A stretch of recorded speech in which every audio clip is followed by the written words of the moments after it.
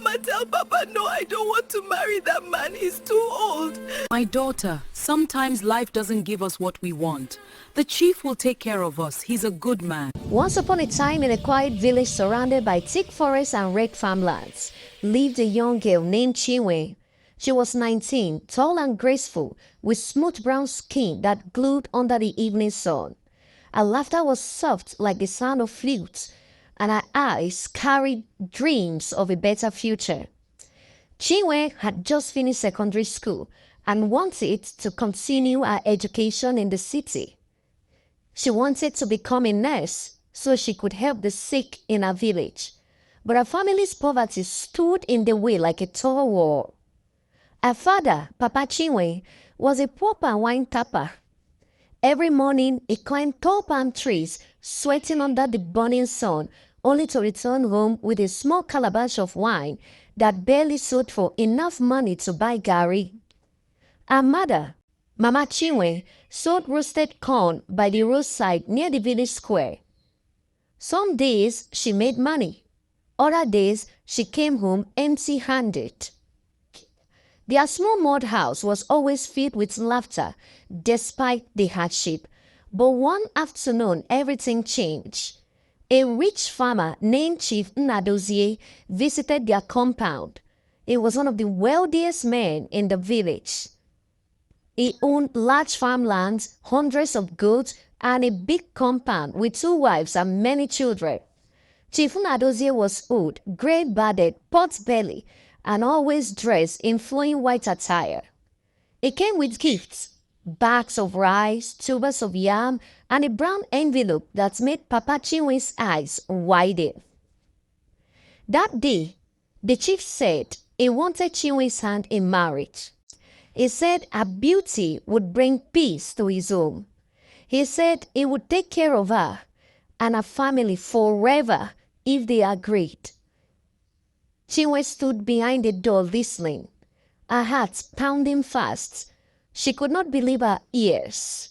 She ran to her mother crying, "Mama, Mama, tell Papa no, I don't want to marry that man. He is too old." But Mama Chinwe looked at her helplessly. "Chinwe, my daughter," she said, "sometimes life doesn't give us what we want. The chief will take care of us.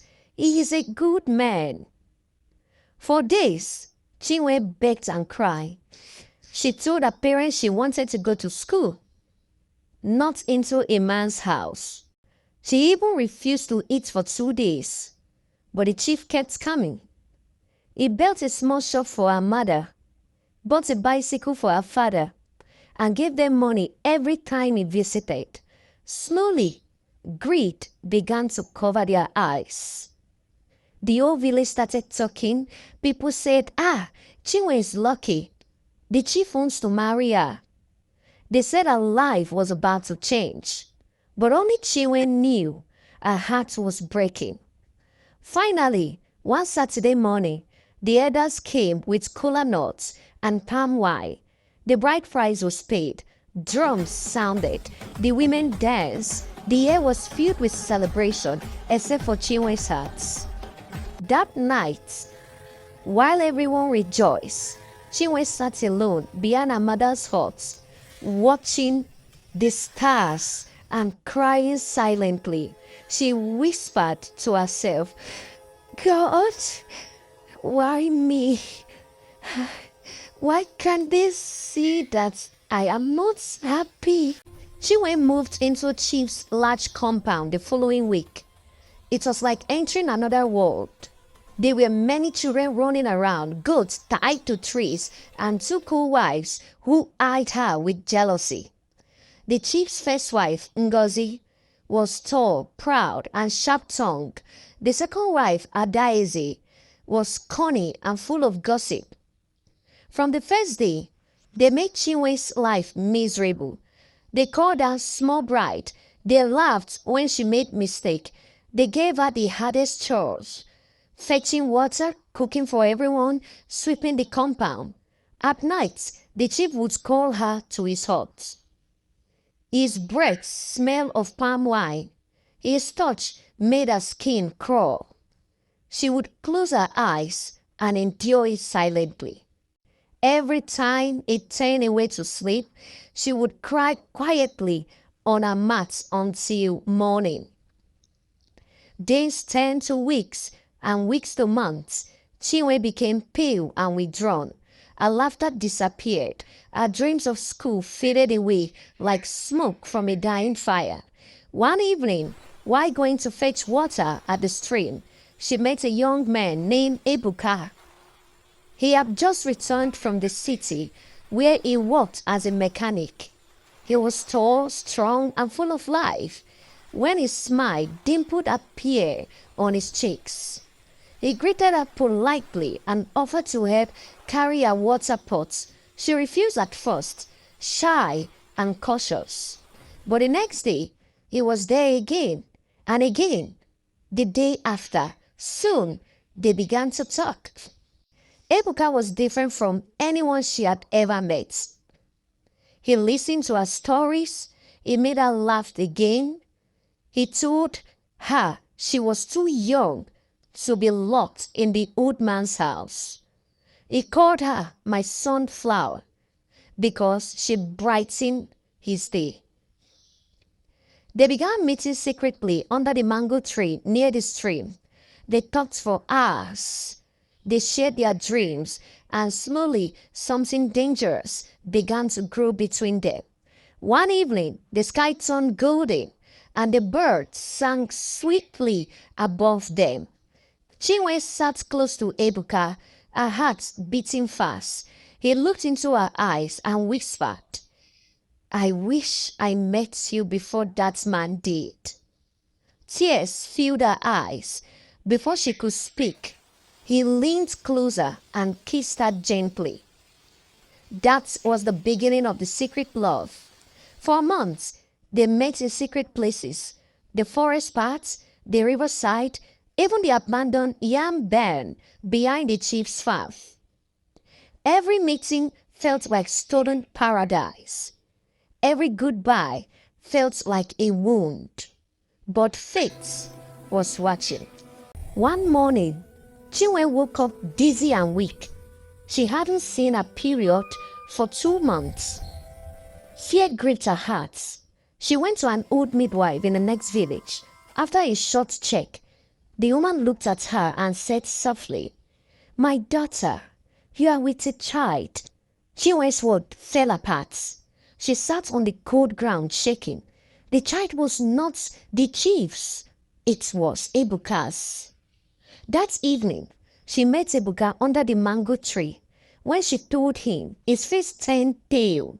For a moment, he said nothing. Then he held her hands and whispered, "Don't cry, my love. We will run away. I won't let anyone hurt you." The next few days were filled with fear and confusion. The chief began to notice changes in her body.